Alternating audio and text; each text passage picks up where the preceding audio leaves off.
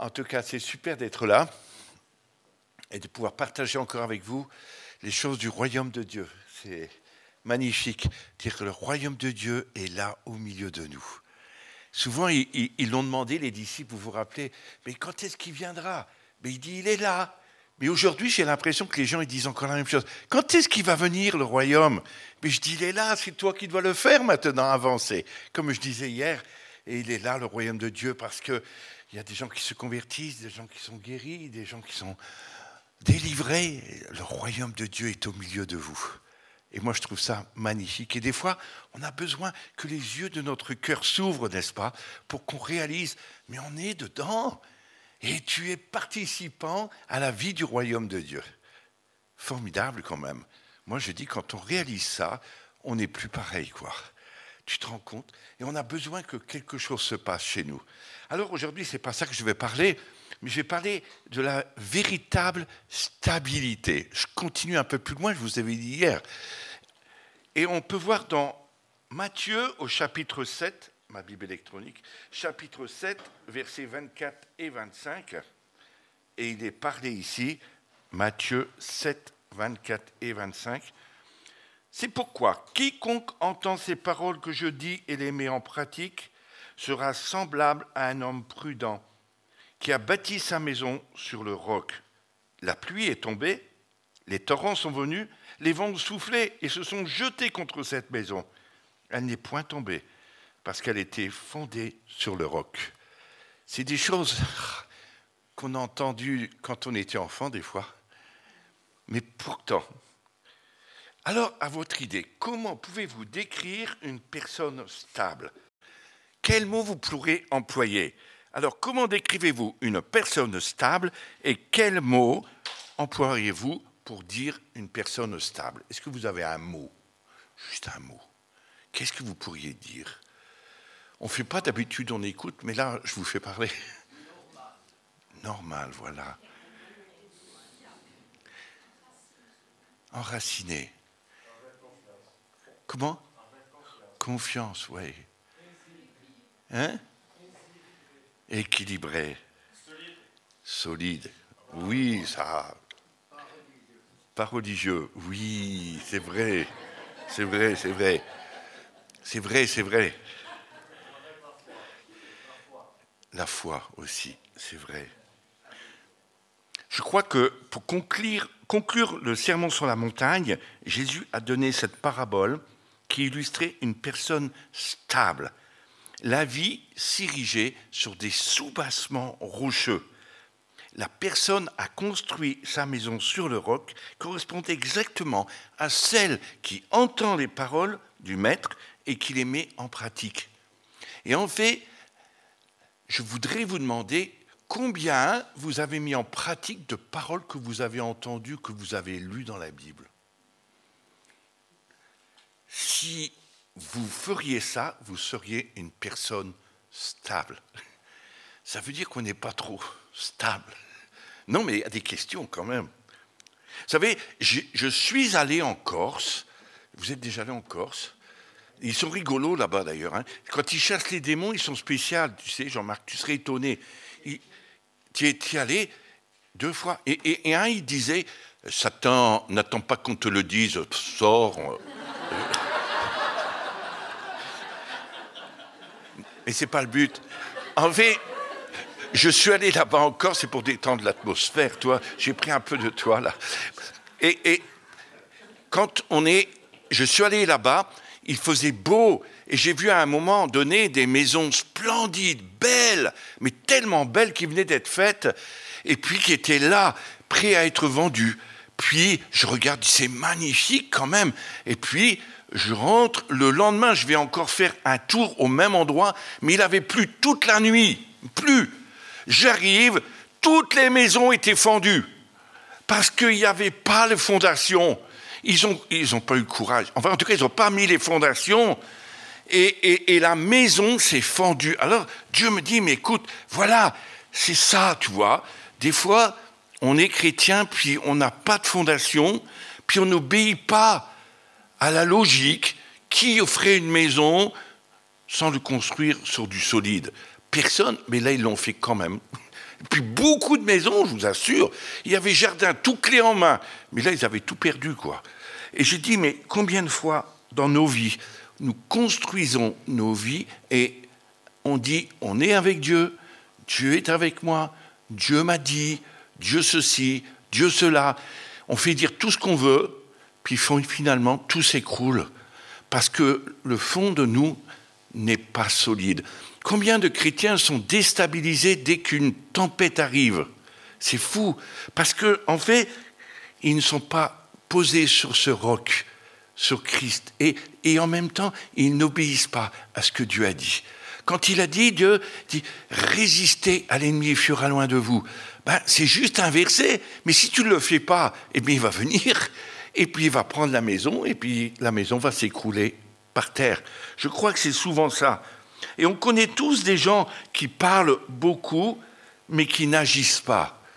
Combien de gens parlent beaucoup? C'est fou, des fois, ils nous saoulent.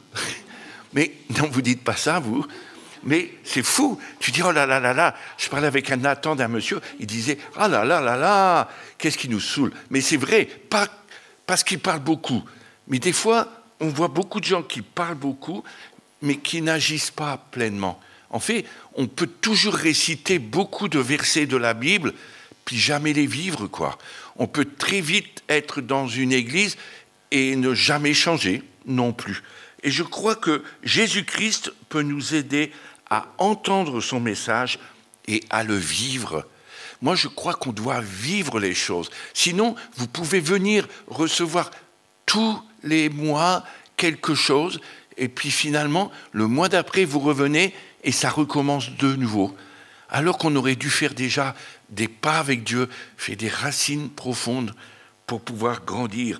C'est pour ça, souvent, je compare des fois des adolescents. Vous savez, quand les enfants grandissent, à l'adolescence, il y a ces moments de crise, c'est vrai, hein, où on est déstabilisé parce qu'on fait...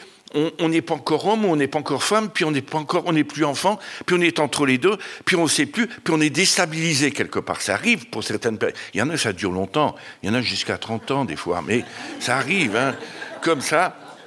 Mais en fait, des fois, en tant que chrétien, on a aussi des crises d'ado, hein, quand même à 40, 50 ans des fois, et on n'est pas d'accord avec tout. Mais en fait, la Bible, elle ne change pas, elle ne varie pas du nombre, elle reste la même. Donc, quand Dieu nous parle, il veut nous dire des choses, mais il faut que nos racines se mettent profondément pour tenir ferme, pour pas que la maison que nous sommes s'écroule. Ça paraît tellement simple, mais je crois que c'est pas compris, parce que Dieu dit, parle-en quand même, parce qu'ils sont déstabilisés des fois, dès que la tempête vient. Vous savez, j'ai été à prêcher dans une église où il y avait tous les chrétiens, on était au bord du lac pas de Neuchâtel, de le lac Léman. J'essaie de trouver pour pas dire Genève, lac Léman, voilà. Ah, j'ai réchappé belle encore. Et on était au bord du lac, on était tous ensemble, je ne sais pas s'il y en a ici qui étaient là. Et puis, j'étais en train de raconter mon histoire sur la tempête en Israël. Et d'un seul coup, je vous promets, une tempête sur le lac. Et nous, on était à 1,50 m du bord du lac à peu près. Une vague du lac a frappé sur les carreaux. Tac ! Une tempête incroyable. Tout le monde était déstabilisé. Ah, qu'est-ce qui arrive? Je dis, attendez, on va calmer la tempête. Mais incroyable. Mais je veux dire, des fois dans nos vies, on est comme ça déstabilisé par des situations qui viennent nous assaillir. C'est vrai qu'il y en a. C'est vrai qu'il y a des chemins difficiles. Mais comment va-t-on réagir? Une même personne et une autre va réagir différemment à la tempête. Vous avez remarqué? C'est selon comment il est enraciné avec le Seigneur. Mais la tempête, elle vient sur tout le monde, même sur moi et sur vous. Mais ce qu'il y a, c'est comment je vais utiliser la parole de Dieu pour tenir ferme. Quand Jésus, il était sur la montagne, il a été tenté, il est dit comme nous. Des fois, on se dit quand même, oui, parce qu'il était homme, tout en étant Dieu au fond de lui, mais la tentation de Satan était là. Mais toi qui es le Fils de Dieu, change ces pierres en pain, puis tu auras à manger, comme ça. Il jeûnait, juste quand il jeûne, juste bizarre. Mais, Et il a dit, non, non, non, il n'y a pas que cette nourriture-là. Mais tout le temps, il a fallu qu'il reprenne la parole pour l'envoyer au diable pour lui répondre. Je vous promets. Vous savez, je ne sais pas si je vous l'ai dit qu'une fois, j'étais en Afrique et j'étais en train de faire une école de disciples en Casamance. Et puis on était là-bas dans la Casamance. Et puis voilà, arrive midi, il fait très chaud sous les tôles. Je ne sais pas si vous êtes déjà allé en Afrique, mais quand vous enseignez sous les tôles et que vous avez déjà, il faut être toujours bien comme ça, comme il faut, et ça coule, tout est pourri, quoi. On est noyé, on n'a plus qu'à... Tellement il fait chaud, je dis, oh là là, et tous les Africains s'endorment tellement il fait chaud. Je dis, bon là, ils n'écoutent plus. Je dis, c'est peut-être l'heure d'aller manger quand même. Puis on va dehors manger sous le manguier. Et puis après le repas, il y a le temps du thé. Vous savez, ce thé, c'est tellement bon, ce thé vert, vous n'avez jamais bu ça. Mais ça, c'est formidable, parce que pendant qu'on boit le thé là-bas en Afrique, on peut discuter de tout. Tout ce qui se passe, tout ce qui est vécu. Avec même des gens importants, ça marche. Tout le monde discute. Ils posent des questions, les jeunes. Wow, et ta vie, comment elle est ta vie sexuelle? Des trucs faux, quoi. Tu dis, ouais, ils exagèrent quand même. Mais tout est posé, ils ont envie. C'est pas dans le cadre des cours, c'est pendant le thé. Puis voilà, on était là, puis on était assis, puis il y en a qui dormaient par terre, comme ça, ils arrivent à dormir sur le sol, moi je peux pas. Mais voilà, et puis d'un seul coup, un homme arrive. Vous savez, ces genres d'hommes avec des trucs sur la tête, c'était un imam, quoi. Et puis il arrive, et puis... il va d'abord dire bonjour à celui qui dirigeait cette école, et puis il lui dit « Bonjour, comment tu vas? Tu vas bien? Ta femme, tes enfants, ça va ?» Vous savez, c'est toutes ces grandes formules de politesse. Puis ça dure un moment, et puis ça répète, et puis ça répète. Puis après, il me dit comme ça « Est-ce que tu as 2 hommes de Dieu là-bas, ici chez toi, qui viennent d'Europe ?» Alors il dit « Oui, oui, oui, ils sont là-bas sous le manguier, ils boivent le thé. Est-ce que je peux aller les voir ?» Il dit « Oui, oui, pas de problème. » Puis il dit, alors il vient avec son gros courant, vous savez. Et puis, mon ami, il a sorti sa grosse Bible. Voilà. Puis alors, ils étaient tous les deux ça sur la table. Puis un, il dit, il est écrit dans la Bible, l'autre, il est écrit dans le Coran. Puis je ne sais pas si ça... Moi, je faisais 1 point, 2 points, comme ça. Mais je disais pas un mot, quoi, en fait. Puis je dis, oh non, je m'ennuie, quoi. On va pas aller loin, quoi. Puis d'un seul coup, il se tourne vers moi. Et vous savez, quand quelqu'un en Afrique vient vous voir, c'est une incorrection que de ne pas parler avec la personne. S'il vient vous visiter, il faut parler avec. Mais moi, je ne parlais pas, parce que ça m'agaçait. Et il se tourne et il dit, « Mais vous, monsieur, vous n'avez rien à me dire ?» Et à ces moments-là, l'Esprit de Dieu me saisit, et je lui dis, « Ce matin, dans ta 2e prière, face à la Mecque, un ange est venu te voir et il t'a dit, viens dans ce village, il y aura 2 hommes de Dieu qui seront là, ils te montreront le chemin, la vérité et la vie. » Alors, je lui dis ça, vous imaginez, c'était le plus grand imam au Sénégal, celui qui était le plus haut élevé, celui qui passait à la télévision, celui qui enseignait dans la grande mosquée là-bas, un homme très respecté, d'un âge bien avancé, et il écoute et il pleure, et il dit, mais qui vous êtes? J'ai dit, je suis Hervé Guillois. Il dit, mais encore. Forcément, il ne connaît pas Hervé Guillois. Il dit, mais vous êtes prophète, vous êtes quoi? Oh, je dis ce que vous voulez. Mais je lui dis, pourquoi vous dites ça? Parce que la parole que vous venez de me dire, c'est exactement ce qui s'est passé ce matin, à ma 2e prière. Alors, montrez-moi le chemin, la vérité, la vie. Alors là, j'ai parlé, là, j'étais insatiable. Là, je parlais beaucoup. Et le gars a accepté Christ. Puis, tous les dimanches, il vient au culte là, mais il est resté à la mosquée et il a continué à parler à la mosquée. Les gens ont dit, mais c'est pas normal, il n'est pas réellement converti ici, parce qu'à la mosquée, il parlait de tous les endroits où il y a écrit Jésus dans le Coran, 160 fois. Ça vous semble bizarre, Issa, c'est écrit. Et il parlait comme ça, et il enseignait. Alors il ne trichait pas, il parlait du Coran, mais il parlait de Jésus dans le Coran. Lisez, Sourate 4, verset 5, que Dieu a donné l'évangile à Jésus, prophète Jésus, et qu'il reviendra dans la fin des temps pour reprendre son peuple. C'est écrit en toutes lettres. Lisez. prenez, vous l'avez aussi là-dedans. Incroyable. Et puis, c'est pas le tout, et j'en viens au thème de mon histoire, c'est que cet homme était vraiment super avec Dieu, puis un jour, il y a un grand rassemblement de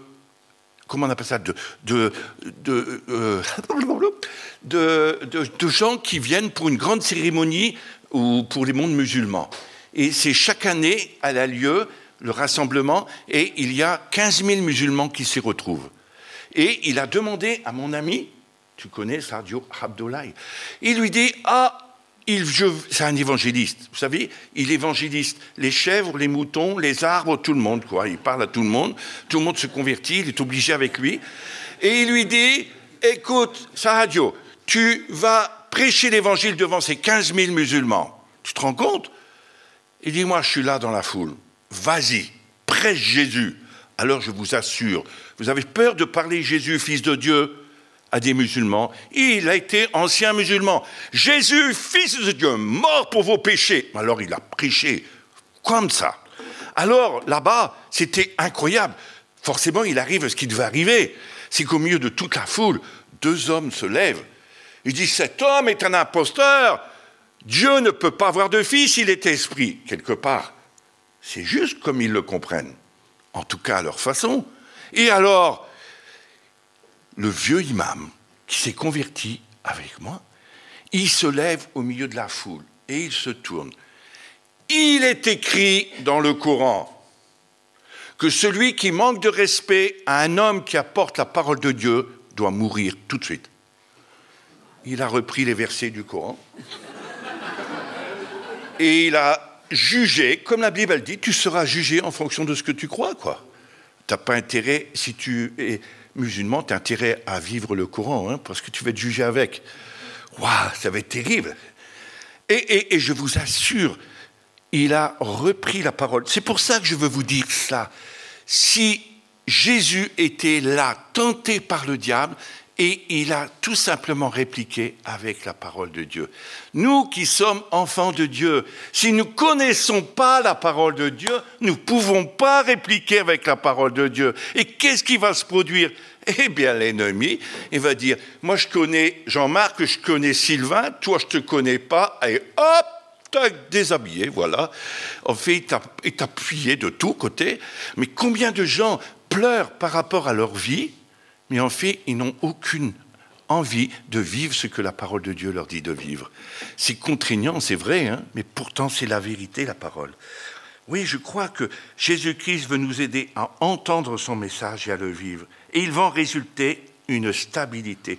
Chaque fois que nous osons mettre en pratique un aspect de l'Évangile tel que nous le connaissons, il s'assimile à notre être intérieur et la circonstance et la conformité à Christ se fait en nous. C'est pour ça que quand il dit « c'est plus moi qui vis, c'est Christ qui vit en moi », c'est tellement là, on est imprégné de la présence de Dieu.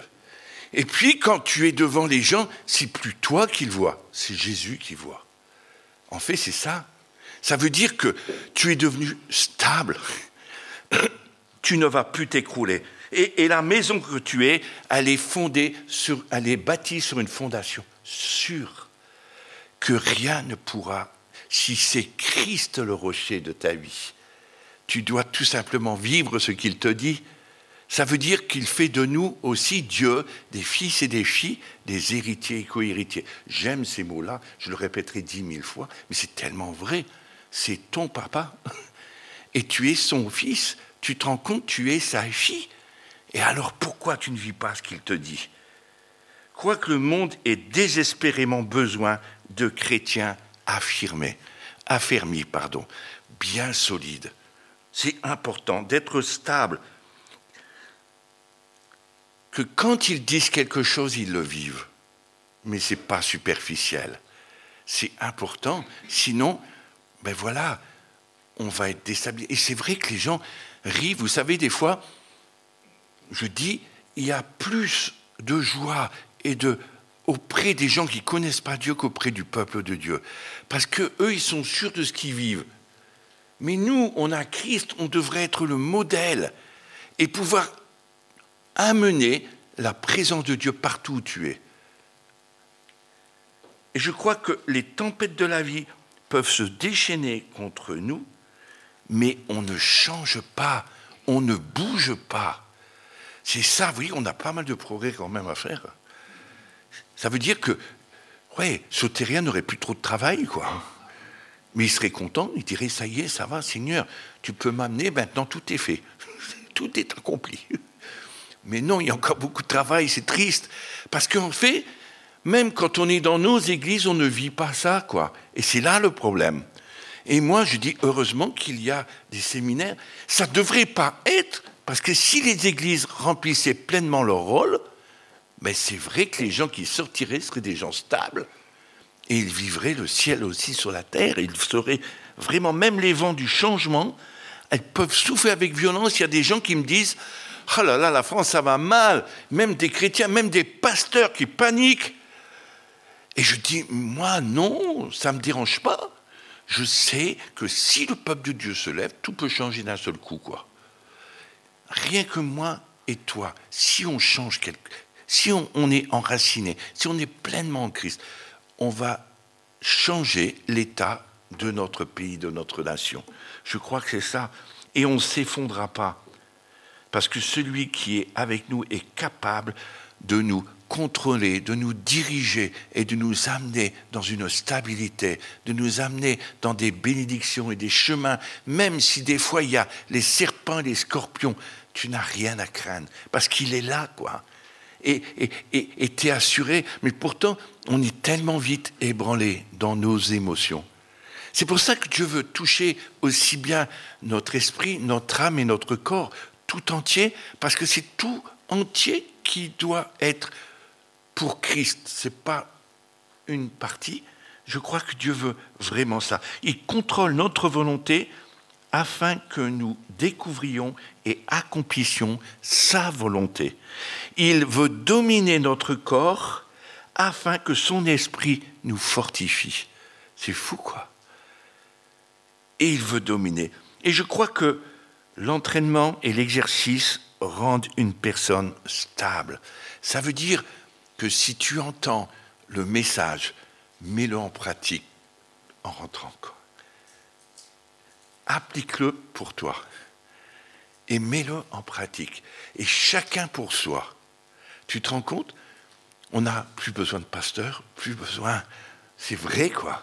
Parce que tout le monde marchera avec Christ, quoi. Alors, c'est le paradis sur la terre. Hein.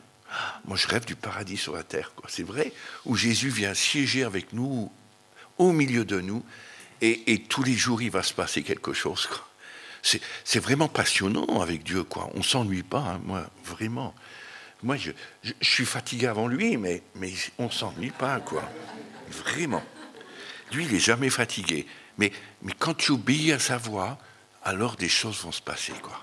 Et que tu mets en application. Personne ne se prépare à une crise quand il en traverse une. Vous avez remarqué ? Bien souvent, les gens, ils veulent se préparer, mais ils sont en plein dans la crise.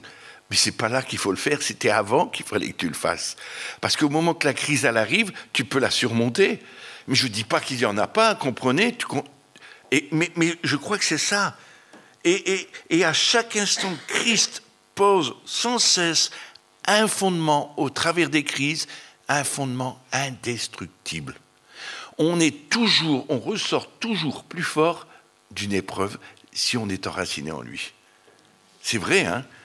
Mais il faut que tout notre être lui obéisse et fasse sa volonté. C'est incroyable. Que les tempêtes, les vents se déchaînent, il est capable de tenir tout entre ses mains. Il l'a dit, hein, je vous l'ai dit hier, mais j'aime tellement ça.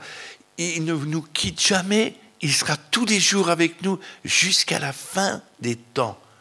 Tu te rends compte ? C'est fou, quoi. Même dans les moments difficiles que tu vas passer, il est là.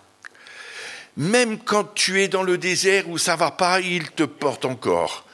Et même quand tu es vraiment avec ton patron en train de te disputer, il dit il est là. Alors tu ne te disputes plus, tu lui dis une parole de connaissance, puis il s'arrête tout de suite. Vrai, c'est vrai, hein ? Non, mais comment Dieu fait ? Dieu veut vraiment nous amener à avoir confiance en lui. Je vous l'ai dit, je pense, mais cette histoire de cette femme qui était chez elle et que son mari était un homme violent, mais terriblement violent. C'est-à-dire, tout dans la maison, il passait sur elle. C'est-à-dire les couteaux, les fourchettes, les assiettes, les verres. Et puis il était d'une furie pas possible. Puis j'entends, elle m'appelle, elle me dit « Hervé, Hervé, ah, c'est terrible, mon mari va me tuer, je vais mourir. » Puis j'entends « Yo, boum, yo, boum !» Je dis « Oh là là, oui, ça doit être vachement grave. Écoute, j'arrive. » Je dis « Oh là là, Seigneur, comment je vais faire ?» Je dis « Je ne fais pas le poids, son mari. C'est quelqu'un de plus fort que Georges. Oh. Mais costaud, quoi. » Et puis je dis, comment on va faire? Alors la porte était ouverte à clé. Je frappe, personne ne répond. J'ouvre la porte en douce. Et puis je rentre. J'essaie de dire, je suis là. Tchou, les assiettes, ils filaient comme ça. Je dis, oh non. Il faut attendre que ça se finisse, qu'il n'y en ait plus, quoi. Mais, ah. Alors j'y arrivais pas, ça ne finissait jamais. La femme, elle hurlait. Elle avait des coups partout. Et puis je dis, j'y arriverai pas. Je suis rentré dans les toilettes. C'est le meilleur endroit où vous êtes tranquille. Mais alors, dans les toilettes, j'ai pris autorité. Et au nom de Jésus, tu arrêtes. Et l'homme, je suis ressorti, plus de bruit.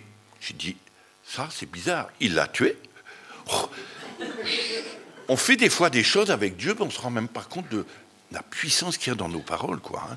Et on ouvre la porte, et j'ouvre la porte, et je sors, et je regarde. Il ne pouvait plus bouger.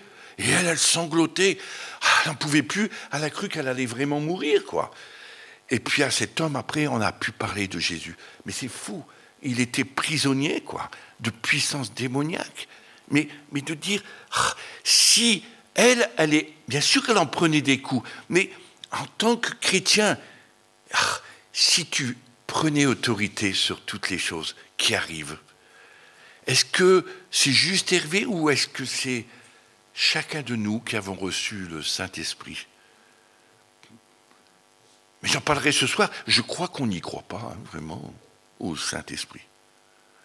Parce que si on y croyait, on vivrait autre chose, moi je pense, quoi. Il est là en nous, Seigneur. Alors, je vous le dis, je me le dis, parce qu'il y a des moments aussi dans ma vie, il y a des temps difficiles, mais comment je vais réagir? C'est dur. Et des fois, il sait, l'ennemi, bien nous pousser dans nos retranchements pour nous déstabiliser, quoi. Mais si tu as la parole de Dieu et les racines en Dieu, tu vas être stable et tu vas pouvoir prendre position face à l'ennemi, face aux situations dans lesquelles tu passes. C'est vrai que c'est facile à dire derrière un pupitre. Mais moi, je vous assure que c'est une vérité qu'on peut vivre dans notre quotidien, par expérience. Et pourtant, combien de fois, je vous l'ai déjà dit, mais où j'ai risqué ma vie, où j'ai eu des menaces, mais arriver à écouter qu'est-ce que Dieu dit et comment prendre des positions face à des situations difficiles. Comment arriver à tenir ferme dans sa parole, dans ce qu'il est, à savoir qui je suis. Mais des fois, c'est ça, en fait de compte. On ne sait pas qui on est, quoi. En fait, on ne sait pas qu'on est des fils et des filles. En tout cas, on ne le vit pas vraiment. Alors on a des crises d'identité, quelque part. Qui je suis vraiment?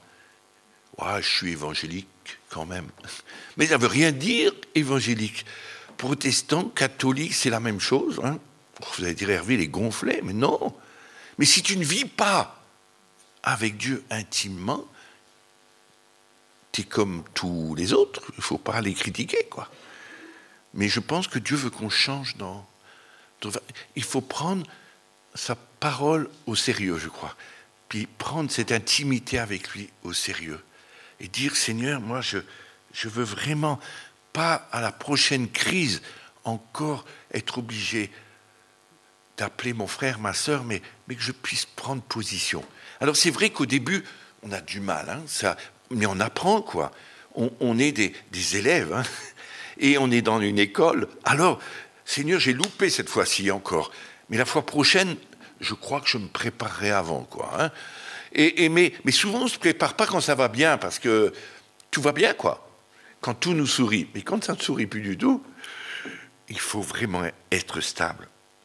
Jésus veut contrôler notre volonté pour dépendre totalement de lui. Ce n'est pas l'esclavage à Dieu, comprenez?